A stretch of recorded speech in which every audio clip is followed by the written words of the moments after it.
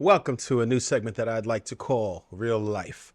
This is going to be a situation where we show you things that I feel like we should all know and discuss. We're going to go over finances, we're going to go over the current events, things that are relevant to today. I know you guys are used to me talking about relationships primarily.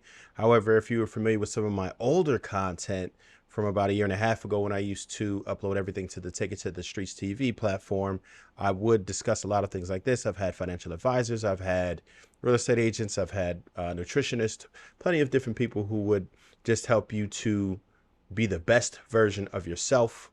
And we're going to continue to provide value and useful information. I have created a new playlist that we're going to call Real Life. And if you'd like to see things like this, go ahead and watch it. The biggest way that you can support the platform is to obviously drop a like. And secondly, share this to people that you may think this would offer value to as well. We're not going to waste too much time talking your head off, but I did want to let that go. And today we're going to be discussing, as you've observed from the title, cars and the market, and why, in my personal opinion, if you are in the market for a car, I would say to wait. Two things are going to happen though when you're going to wait. One, you're going to apply pressure to the car market because there is no sales happening. And two, you're going to be waiting on a better price, which in my non-expert opinion, but someone who's observed a lot of information, I consume content concerning finances all the time. And that's why I'm going to share it with you in a way that might be a little bit more easy to digest than some of what I've watched. So I'm going to pick the best parts of some other people who are showing you how to do this and splice it all together. In addition, I'll show you something else. We're going to have some fun with the loan calculator a little later on. So let's jump into a couple of these videos and we'll discuss it. Toyota used to be ahead of its time. Ultimately, the customers will tell us what is the best powertrain at the right timing for them. Tesla has shown the world that buying a car can be as simple as ordering a new phone online and having it delivered right to your doorstep. Unlike other car makers, Tesla doesn't rely on middlemen, instead selling their cars direct to the customer and passing on the savings. Customers have fixed pricing with no markups, zero sales pressure, and a rough, better experience. And now, Toyota wants to bring that experience to a Toyota showroom near you. Join us as we discuss why Toyota could be the next to adopt the agency sales model. The agency model is a direct sales approach where car manufacturers sell their vehicles directly to customers through their own retail outlets. This method will remove the need for middlemen or dealerships. Also, this approach can save costs and boost profits for the manufacturers. That's what it's all about right there. Boost profits, right? Tesla, in my opinion, has done well just because of Elon Musk's. And I don't really think that they have the best cars at all. The quality is really low compared to other car companies, like some of the American companies, some of the Japanese companies, all the majors. Their quality is different. There's a lot of issues with quality control in Tesla. Anyone who knows about Teslas understands that. Crazy amount of recalls that they experience, and their customer service is just trash. And you know, you can kind of chalk it up to just them being a new car manufacturer.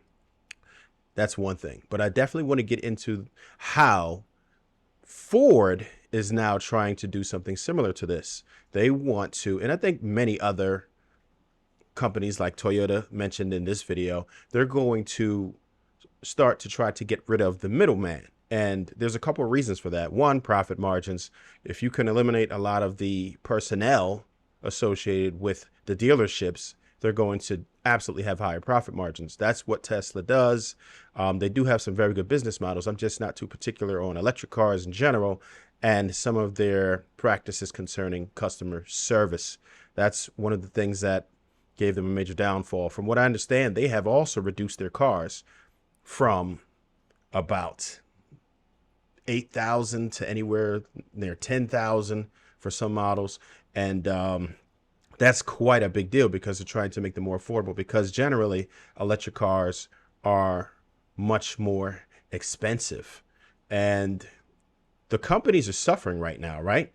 Because they are guilty of some serious bad behavior. One of the main things that they do, Ford, for instance, decided, hey, we're no longer going to create sedans. They do the Mustang because the Mustang sells like crazy.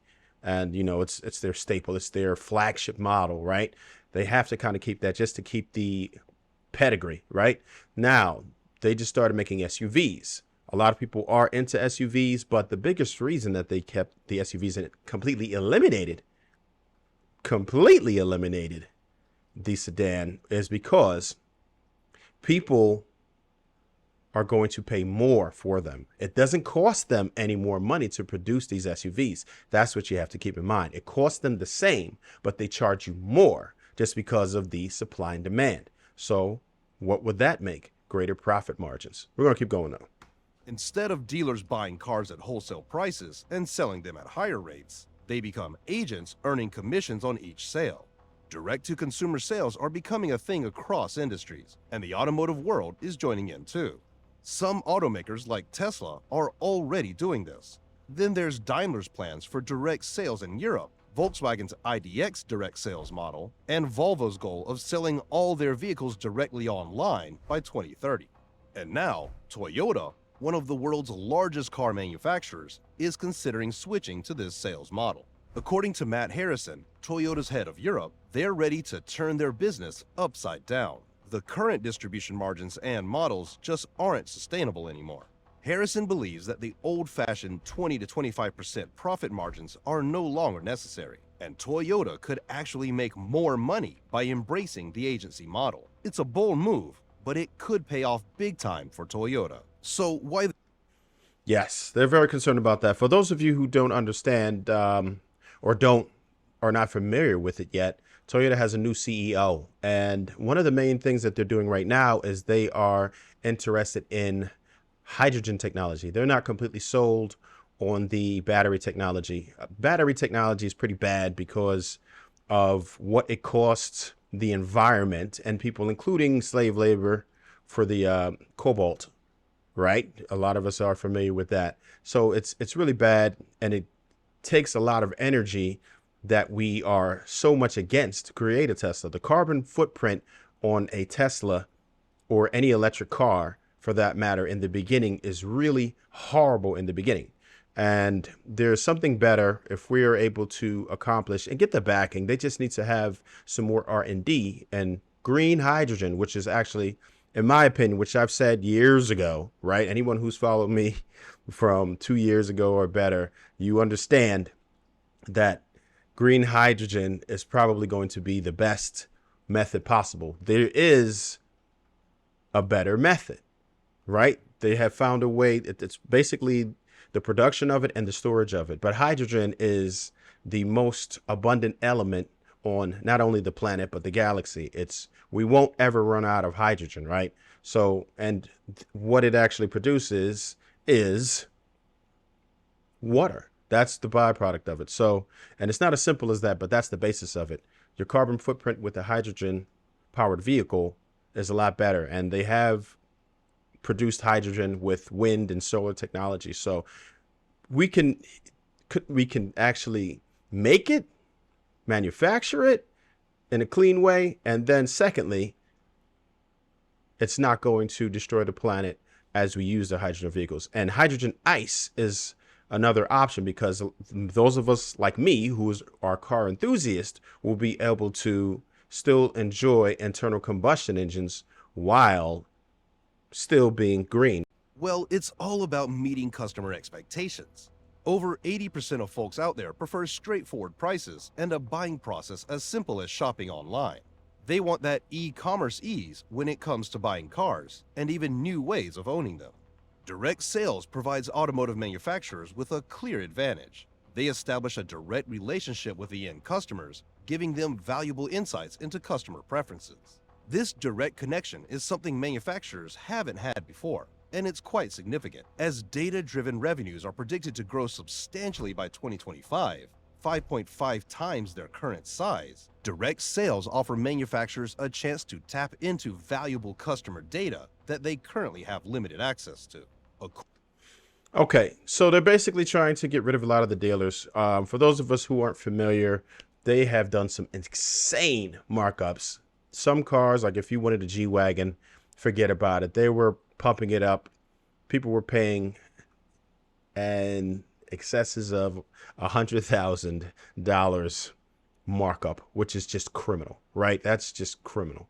But they were doing it and they were getting it away with it for a very long time.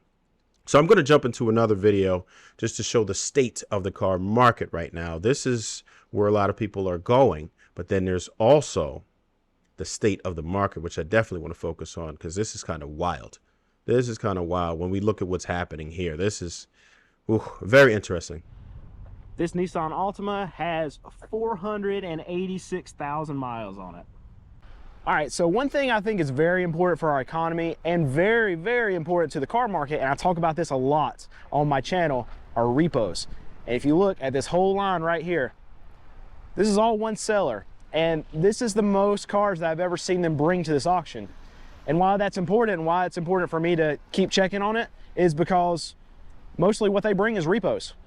This is a larger buy here, pay here dealer, and all these cars that they're bringing right here, they're going to be repos. These are people that could not pay for their cars, and this dealer went and got them, and now they're dumping them here at the auction. And that's really what we're seeing across the board right here. I've been to other bigger auctions. I've been to ADESA auction. They're owned by Carvana, but they run a lot of independent dealers. They run a lot of bank cars in particular. And we're seeing that Wells Fargo, Capital One, these larger banks, they're actually sending a lot more of their repos to these auctions right now because they're just getting way more of them. And why it's so important to our economy is because these people that are allowing these cars to go back, they're not able to make their payments. They got in too deep into their car payments, and now as the cost of living goes up, they're not able to actually afford to keep their cars. So they're getting them repoed. And I get a lot of comments saying, well, you know what, isn't that going to be helpful for the car market because these people are just going to get their cars repoed and then they're just going to have to go buy another one. Well, when they're getting their cars repoed by Wells Fargo, by these larger banks, their credit gets just absolutely hammered.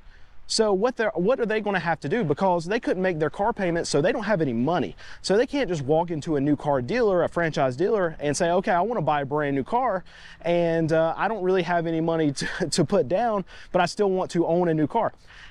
They can't do it. So they are actually pushed to go to these small buy here, pay here dealers and see if they can scrounge up $1,000, $1,200 for a down payment. And then they go into, again, the monthly payment spiral that got them into trouble in the first place, but it's much lower payments. It's worse cars. I mean, it's cars like this right here, where, I mean, busted paint. I mean, that's a kind of a overstatement that a brand new car obviously is going to be way better than what these people are going to have to get into. But when you get into these cars like this right here, and you're putting $1,000 down and you're making monthly payments of $300, $500, stuff breaks on those cars, and these people don't have money to begin with. They didn't have money to afford their car payments to begin with. So they're not going to be able to fix their cars. So it's just this nasty spiral of really being poor. And This is true. And what a lot of people have done, particularly millennials and absolutely Gen Z, they've become a lot more aggressive when it comes to getting car loans, right? They want a new car, and it's understandable, but they couldn't afford it. And there's been a lot of things that have transpired since then. The interest rates, which I'm going to take a deep dive into in just a moment. We're going to have some fun with that. But not only that, everybody got these stimulus packages, right? They got these stimulus packages. Everybody's like, hey, I got the stimmy. Some of you got the PPP loan and used it to go ahead and cop whatever because you had a business, and you guys are in trouble. You guys are in trouble. And then now the student loans are coming back, right? The student loans are coming back. Joe Biden had people thinking that he was going to just eliminate student loan debt, and then now it's back and it's coming with a vengeance. and you're going to have to pay that. And the interest rates are up. So right now, if you wanted to buy a home, you wanted to buy a car, you can't, right? Because everybody bought these homes. There was too much of a of inventory. Then all of a sudden there's no inventory, and then the interest rates went up. Now, if you're in a bad loan, whether it be a car loan or a mortgage, you're in deep trouble. Everything has went up. If you go to groceries right now, some things are doubled in price. When you go to the meat department, they are doubled in prices. That's where you see a lot of the significant produce. Bad. Everything is just horrible as far as the pricing. So cost of living has gone up. Wages have not gone up for most people. There are some people who are fortunate enough to be part of a union where they might have raises annually and they have it in their contract, and that's not most people's reality, right? Most people are struggling to live just to buy the bare necessities. And something that is becoming common now, which should not be, is people are using credit to buy the bare essentials. Credit cards are getting swiped now more and more at the grocery store. Don't believe me? Go look up the data. This is real. So people can't afford just regular cost of living. And then now they're in these loans because the banks were very lenient and they are stuck in it. And they paid well over MSRP in a lot of cases because of the pandemic. It made it way worse because of the chip shortage. People paid a premium for these cars and now they can't afford it. Some people are running around with $1,000 a month in a car loan. That's before insurance, before any maintenance, before gas. And now they are in trouble. Some people are walking away from loans. This is why you see all these repos, because people can't afford these cars. And then everybody wanted to buy these Chargers and Challengers.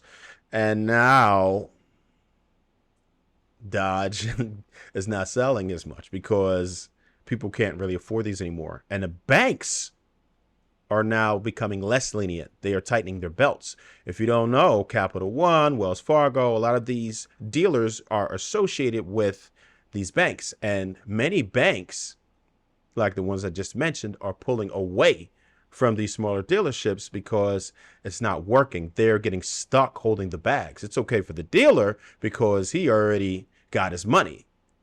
And they're waiting on the patron, whoever came to bought the car, the buyer, to go ahead and pay for this loan, but they can no longer afford it. They had to make a choice. And they said, man, and some people want to go in for trade-ins, and then they realize that they paid well over MSRP. And now the reality is starting to set in that, hey, your car is worth this much in real life. And they're like, wait, what do you mean? For those of us who don't understand, once you leave the lot with your car, it can go down as much as 25% in value right away.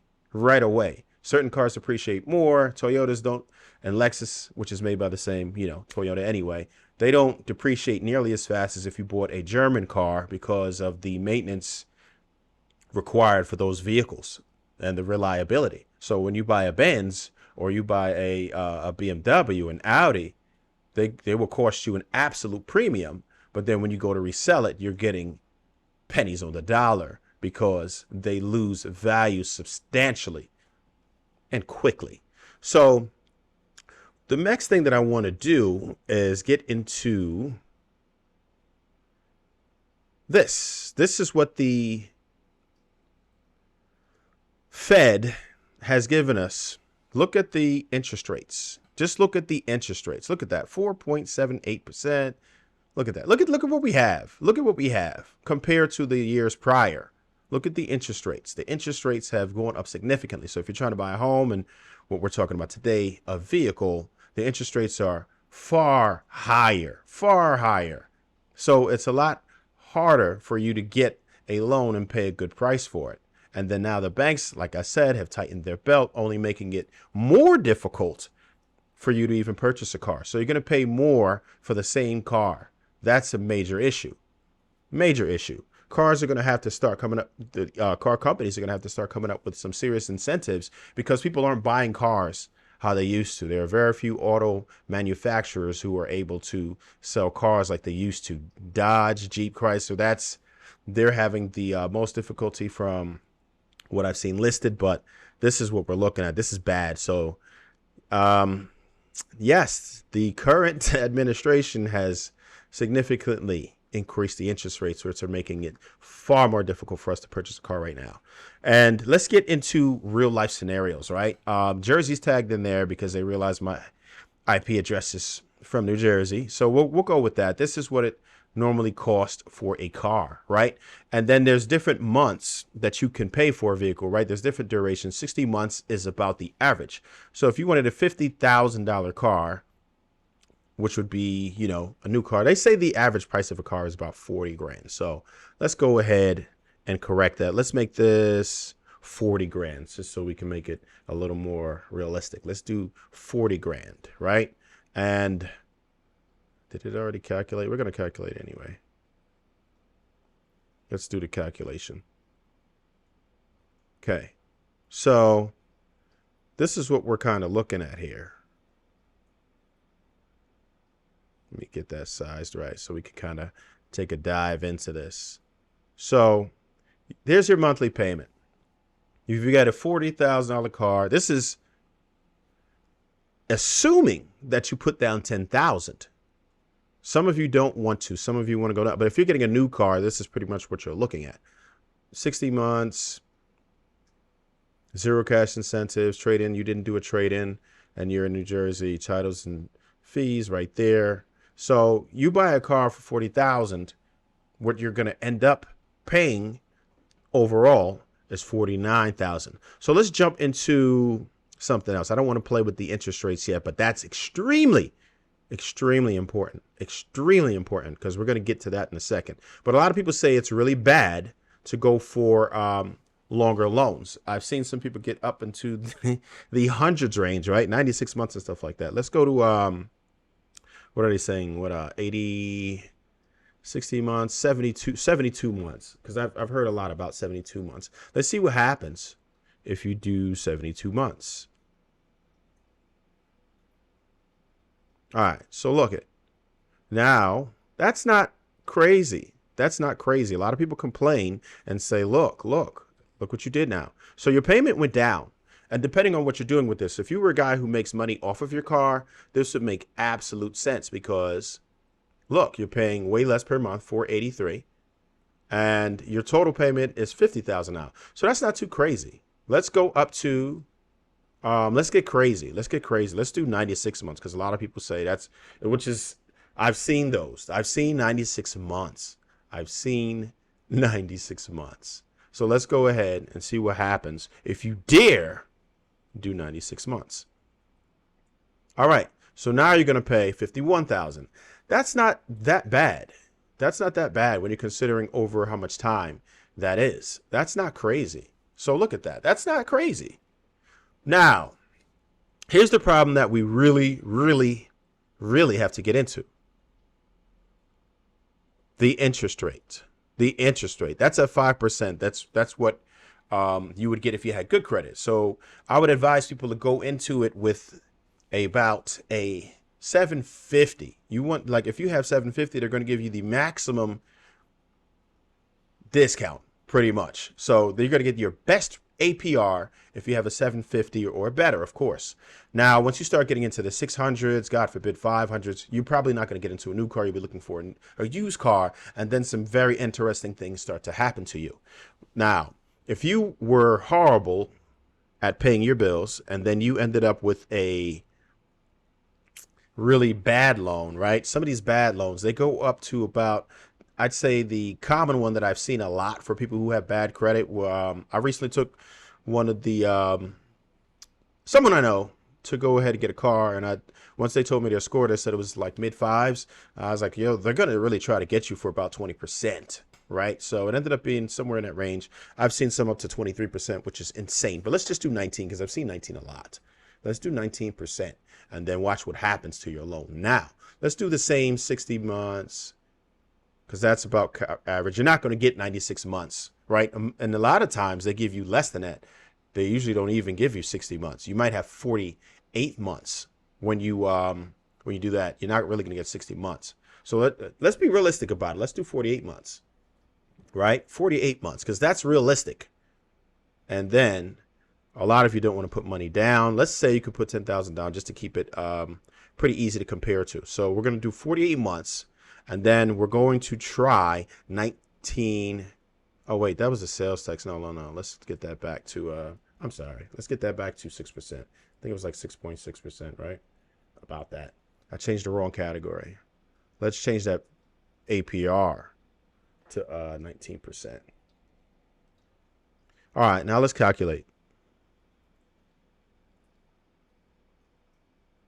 Look at that. Look what happens now. Look what happens now. We went from about 51, right? Now look at us. Look at us now. Look at where we are now.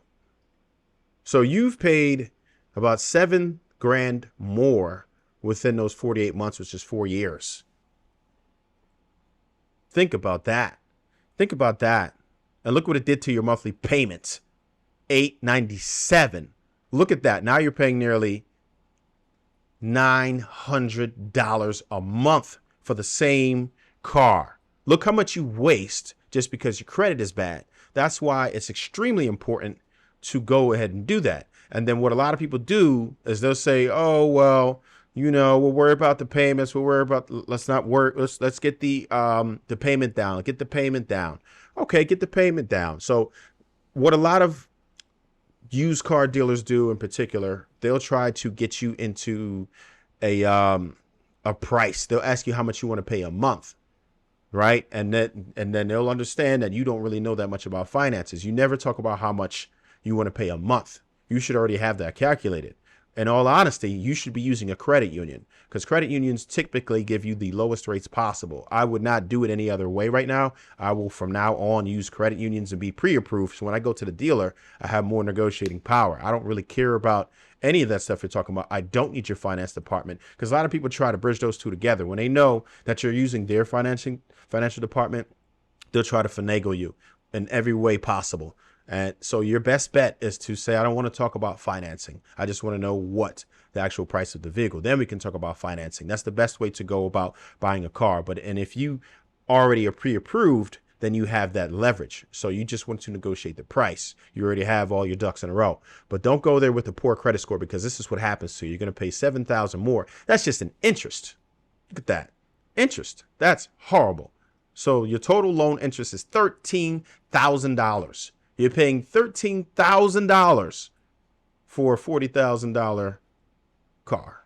$13,000 interest for a $40,000 car. That's crazy. That's crazy. That's more than 25%, probably about 30%. Yeah, they have it right there. It's interest 30%. 30% interest. You're just paying an interest. Get out of here. That's outrageous. That's outrageous. So even though they're saying your APR, right, is 19%, you're still paying 30% of what you're paying in interest. That's crazy. And you're ripping yourself off. So make sure your credit is as good as possible, right? Try to lower your utilization rate as much as you possibly can, because that's going to be something that you can really control, and stay on top of your payment history. Sometimes you have to sacrifice, pay it. Don't let that 30 days come up. Even if you do a day or two or whatever, that's going to incur a fee, possibly, depending on what bank you're using. But once you start passing that 30 days threshold, it gets really bad. These type of things you don't want to mess with. Pay your bills. Don't get into auto loans that you can't afford. And you have to understand this breakdown. This is easy. If you Google search this auto loan calculator, there's plenty of them that come up. This one's pretty good. It doesn't really matter. They all kind of operate the same, but just do that before you go. The main difference between you being broke or not, a lot of times, is just knowing how to manage your money and being informed. If you understand this information, then you're not going to have nearly as much trouble. Just look at how much you're paying. So let's try to play with this a little more. Let's break this down. Let's get into 60 months and let's see what happens. Because they say, well, I really want 60 months. That might help you a little bit, but let's see how much, if any. Okay. Let's look at it now. Now look what you've got to 61,000. So you went and did 60 months, right? And you feel like that might have helped you, right? You feel like that might have helped you. So your payment went down a little bit. Now you're paying a little less than 800 instead of a little less than 900, but look at what you're paying overall. Total loan interest, 16.6. That's crazy. So your approaching 17,000 in interest. Look how bad this gets. Once you have a higher interest rate, it hurts you worse and worse. You saw how the interest didn't go up so significantly once we had a 5%, right? That's different. That's completely different. And we could change it back to that with all the same circumstances, just so you can really see what I'm talking about here. Look at that. Look at that. Look at what you're paying in interest. It's going to be 12% of the car. That's way better than 30. And look how much you're paying in the loan interest. About $4,000. Look at that. Look at that. So you're going to spend an extra $12,000 for the same car. For the same car. Think about that. An extra $12,000. Look at that. That's crazy. I don't know what else to say about it. You have to go in informed. You have to go in informed. And of course, and you're paying less and your payment is lower. $566. You see what I'm saying here? That's why this is so important. So I would urge you, if you are in the market for a new car, if you have to get a car, then you have to get a car. Get something modest. Go as modest as possible. I would suggest buying something like an older Camry, older Accord, something that's known for reliability. You could find something for the $10,000 range that's not really going to break down on you. You service them and they're okay. You can go way lower than that. You can even get into the $5,000 range, which is, you know, sometimes you can just buy that outright. There are dealers who do finance vehicles that low. They're going to have higher interest rates, yes, but most banks and credit unions don't really go that old in the cars, but some do. There are some where you can get one as low. You can probably find like an '08 and still finance it. It's very possible. I know from experience. So you want to do that and check your credit scores often.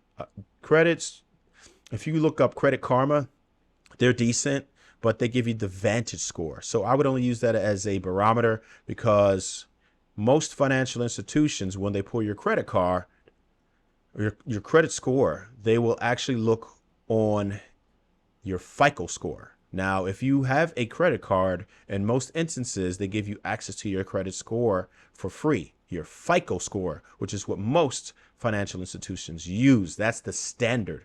Not many creditors use Vantage 3.0 or Vantage 4.0. They don't really use that. They're using your FICO score.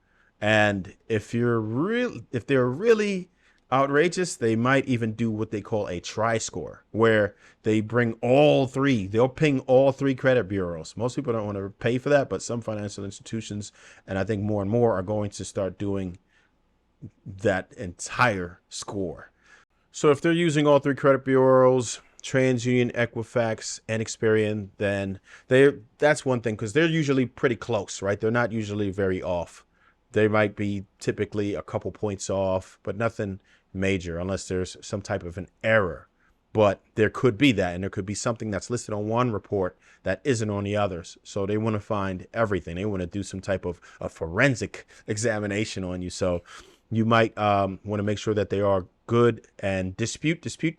Anything that you know is not on your credit score, that shouldn't be on your credit score, it might be more than 7 years old, or they might not have proof of it. Dispute the thing, because sometimes you can just dispute it and get rid of it entirely. I'll give you one instance, right?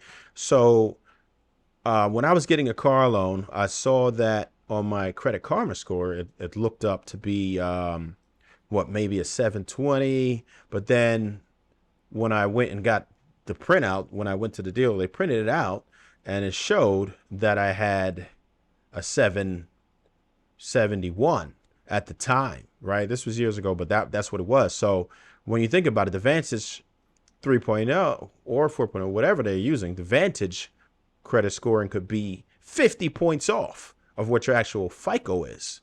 So you have to take that into consideration, and that little bit of a threshold will absolutely make a difference. Trust me when I tell you.